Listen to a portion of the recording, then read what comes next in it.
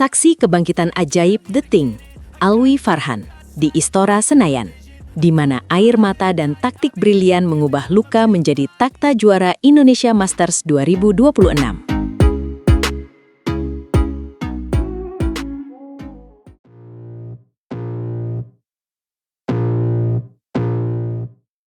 Halo Sobat Bulu Tangkis, siapa sangka di tengah riuhnya Istora Senayan ada sebuah keheningan yang begitu mengguncang jiwa. Keheningan sesaat saat shuttlecock terakhir jatuh sebelum akhirnya meledak dalam gemuruh sejarah yang tak terlupakan.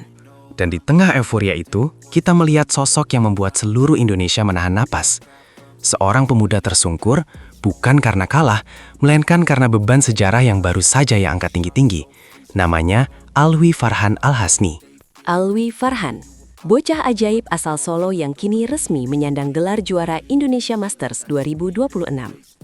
Tapi tahukah kalian, di balik keringat dan senyum kemenangannya, ada narasi tentang luka, isolasi diri, dan sebuah kecerdasan luar biasa yang membuatnya dijuluki dunia sebagai The Next The Thing? The Next The Thing? Julukan itu sendiri sudah memancing rasa penasaran. Mengapa seorang atlet bulu tangkis yang identik dengan kekuatan fisik justru disebut sebagai seorang pemikir? Ini bukan sekedar otot speaker 1. Ini adalah otak yang bekerja di lapangan. Tepat. Para pengamat internasional bahkan menyematkan gelar The Thinker padanya. Bukan tanpa alasan. Alwi memiliki kemampuan membaca arah angin, ritme jantung lawan, bahkan celah psikologis terkecil di poin-poin krusial. Ini seperti menonton pertandingan catur cepat, tapi dengan raket. Dan puncaknya adalah di final Indonesia Masters 2026. Alwi benar-benar menghancurkan wakil Thailand, Panicapon Teraratsakul, bukan dengan smash mematikan, tapi dengan efisiensi yang luar biasa. Skornya 21-5 dan 21-6. 21-5, 21-6. Itu bukan sekedar angka, itu adalah simfoni taktik. Alwi seolah tahu kemana lawan akan bergerak bahkan sebelum langkah itu dimulai. Tapi kecerdasan ini tidak muncul begitu saja speaker 2. Ada proses pendewasaan yang menyakitkan di baliknya. Dan inilah yang menarik perhatian kita. Dunia mungkin mengenalnya sebagai juara dunia junior pertama dari Indonesia di sektor tunggal putra pada tahun 2023. Tapi, siapa yang tahu badai sunyi yang melanda Alwi saat transisi dari junior ke senior? Betul. Ada lubang hitam yang ia lalui dari akhir 2024 hingga pertengahan 2025. Ekspektasi publik yang begitu besar, yang haus akan sosok pengganti Taufik Hidayat atau Anthony Ginting, benar-benar menghimpit pundaknya yang masih muda. Media sosial yang seharusnya menjadi ajang pujian, malah berubah menjadi tuntutan tak berujung. Sampai pada satu titik, Alwi mengambil langkah drastis, menonaktifkan semua akun media sosialnya. Ia mengasingkan diri dari hiruk-pikuk dunia digital. Sebuah keputusan yang berani dan mengguncang emosi penggemarnya. Ia bahkan pernah mengungkapkan dalam sebuah wawancara YouTube yang menyentuh hati. Saya harus menemukan kembali siapa Alwi, bukan apa yang diinginkan orang dari Alwi. Di saat netizen menganggapnya habis, Alwi justru sedang merajut kembali mentalitas The Thing-nya dalam kesunyian. Ia belajar bahwa untuk menguasai lapangan, ia harus terlebih dahulu menguasai dirinya sendiri. Psikologi seorang pemenang memang sering terbentuk dalam keheningan speaker 1. Dan inilah yang membawa kita ke drama Istora 2026. Perjalanan Alwi di turnamen ini adalah sebuah tes ketahanan psikologis yang brutal. Kita tentu tidak akan pernah melupakan momen di perempat final melawan Wang Chengxing dari Cina. Laga itu speaker 1 bukan lagi soal teknik semata. Itu adalah pertarungan siapa yang lebih dulu menyerah pada rasa sakit. Di game ketiga, Alwi mulai tertatih. Kram hebat menyerang kakinya. Setiap ia melompat, wajahnya meringis menahan nyeri yang luar biasa. Seluruh penonton di Istora dan jutaan lainnya di depan layar kaca merasakan empati yang mendalam. Ada bisik-bisikan di tribun. Apakah dia akan mundur? Tapi Alwi Farhan, The Thing, membuktikan julukannya. Ia tidak memaksakan serangan fisik, sebaliknya ia memperlambat tempo, memainkan penempatan bola yang memaksa lawan berlari lebih jauh, sementara ia meminimalkan pergerakan kakinya yang cedera. Sebuah strategi brilian yang lahir dari pikiran, bukan hanya otot. Dan ia memenangkan pertandingan itu, dengan kepala dingin di tengah tubuh yang terbakar rasa sakit. Momen saat ia berjalan keluar lapangan dengan bantuan tim medis, sembari tetap tersenyum dan melayani permintaan tanda tangan fans dengan tangan gemetar, menjadi video paling viral di YouTube tahun ini. Dia bukan lagi sekedar atlet speaker 1. Dia adalah simbol keteguhan hati dan kecerdasan. Tapi yang membuat publik semakin terobsesi dengannya adalah kemampuan komunikasi atau public speaking-nya yang matang. Di saat atlet lain mungkin hanya memberikan jawaban klise, Alwi berbicara dengan kedalaman filosofis. Kemenangan ini bukan milik saya, tapi milik Allah yang meminjamkan tenaganya kepada saya. Ucapnya di atas podium dengan suara tenang namun berwibawa. Gaya bicaranya yang tertata mencerminkan bagaimana ia mengelola strategi di lapangan. Ia adalah sosok langka, seorang pejuang yang juga seorang intelektual. Kini, peringkat dunianya melesat ke jajaran elit, masuk ke dalam 16 besar dunia. Tapi tantangan sesungguhnya baru saja dimulai. Dengan target All England dan Olimpiade di depan mata, beban itu kembali datang. Namun kali ini, Alwi tidak lagi takut. Ia sudah melewati badai sunyi dan kembali lebih kuat. Melihat Alwi Farhan hari ini adalah melihat masa depan bulu tangkis Indonesia yang lebih cerdas dan tangguh. Ia mengajarkan kita bahwa menjadi the next tidak harus menjadi salinan dari legenda masa lalu. Ia tidak harus menjadi Taufik yang baru atau Ginting yang baru. Ia adalah Alwi Farhan, sang pemikir, yang membawa raketnya ke medan perang dengan doa dan taktik. Dan bagi kita, para penggemar, dukungan kita bukan hanya saat ia mengangkat trofi, tapi juga saat ia berjuang mengalahkan keraguan di dalam dirinya sendiri.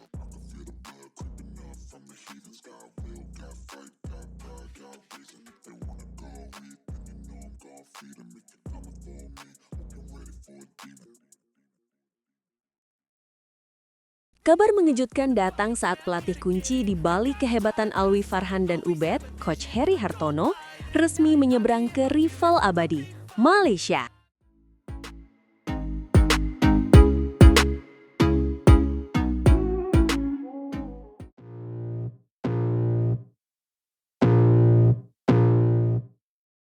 Tarik nafas panjang-panjang, karena kabar yang satu ini bukan cuma mengejutkan, tapi berpotensi jadi alarm bahaya buat masa depan tunggal putra kita.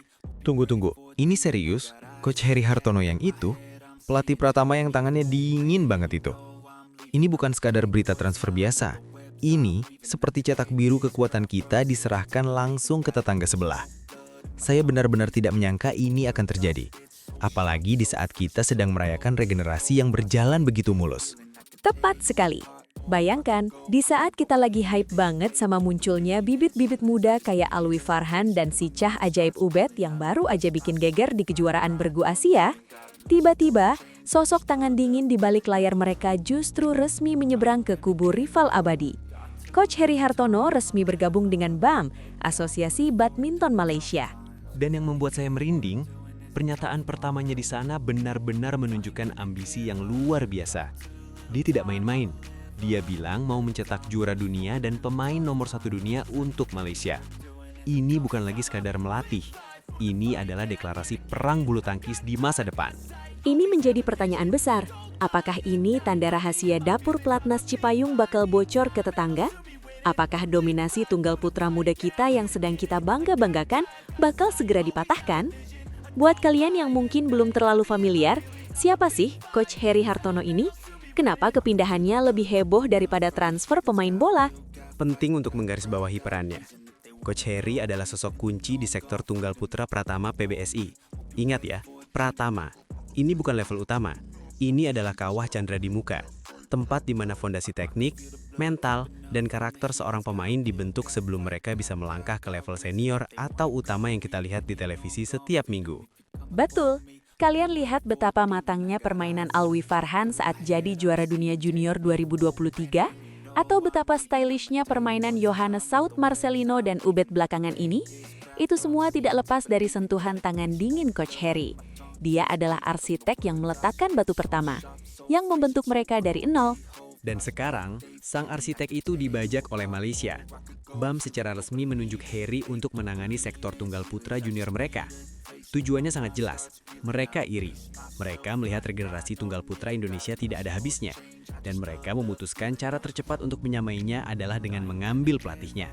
Sebuah langkah yang sangat cerdas sekaligus licik. Sekarang, mari kita masuk ke poin yang lebih mengerikan. Dalam wawancara terbarunya yang dikutip banyak media, Coach Heri bilang dia punya visi jangka panjang untuk Malaysia. Dia tidak cuma mau bikin pemain kandang aja, tapi mencetak juara dunia. Ini menunjukkan bahwa Malaysia benar-benar serius melakukan perombakan fundamental. Kita harus akui, Malaysia cerdas. Mereka sadar kalau tunggal putra mereka, pasca era legenda Lee Chong Wei dan inkonsistensi seorang Lee Zijia, sedang butuh perbaikan fundamental dari akar rumput. Mereka melihat Indonesia punya stok melimpah mulai dari Chico, Ginting, Jojo, Alwi, hingga Ubed yang tak ada hentinya. Mereka berpikir, resepnya pasti ada di pelatih juniornya. Sejarah seolah berulang dan ini yang membuat kita was-was. Pelatih Indonesia yang berkarir di luar negeri itu seringkali sukses besar dan pada akhirnya kembali menggigit kita. Ingat bagaimana Reksi Mainaki berhasil membangkitkan bulu tangkis Malaysia dan Thailand? Mereka menjadi kekuatan yang sangat diperhitungkan setelah disentuh olehnya. Jangan lupakan juga Coach Mulyo Handoyo yang fenomenal. Dia menyulap Srikan Kidambi dari India menjadi monster yang sangat ditakuti di lapangan. Atau yang paling baru, Coach Nova Widianto yang sekarang sedang memoles ganda campuran Malaysia hingga jadi ancaman serius. Polanya selalu sama, pelatih kita pergi, negara lain bersinar. Sekarang, bayangkan ilmu pembentukan karakter dan teknik dasar khas Cipayung itu ditanamkan ke bibit-bibit muda Malaysia sejak usia dini.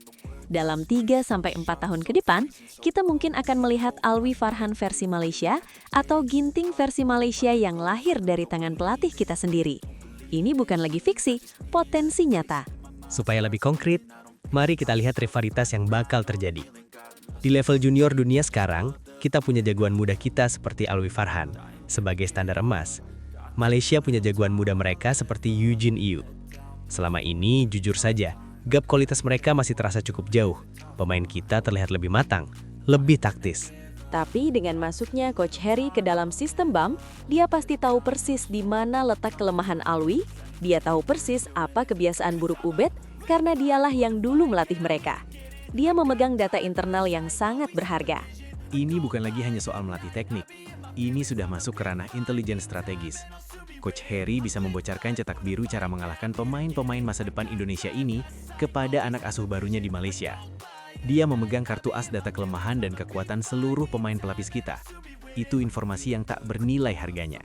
Jadi, kalau suatu hari nanti, seorang Eugene Iu atau Justin Ho tiba-tiba permainannya jadi ulet dan alot khas Indonesia, punya footwork lincah seperti Ginting, kita tidak perlu kaget lagi. Itu adalah oleh-oleh berharga dari Cipayung yang dibawa langsung oleh Coach Harry. Pertanyaan terbesar sekarang, dan ini yang paling bikin netizen remes dan marah, mengapa PBSI membiarkan ini semua terjadi? Kenapa aset sepenting ini bisa lepas begitu saja? Apakah tawaran dari Malaysia memang terlalu menggiurkan sampai PBSI tidak sanggup menahannya? Ataukah ada masalah internal, masalah kenyamanan kerja di dalam pelatnas kita? Kehilangan seorang pelatih Pratama itu efeknya tidak akan terasa instan, tapi ini adalah bom waktu. Efeknya akan terasa dalam jangka panjang. Ini seperti kita punya pabrik mobil yang sangat bagus, tapi tiba-tiba insinyur kepala perakit mesinnya memutuskan pindah kerja ke pabrik sebelah. Resep rahasianya ikut terbawa. Kita sudah terlalu sering kehilangan pelatih-pelatih bagus. Flandi Limpele, Nova Widianto, Paulus Firman, dan sekarang Heri Hartono.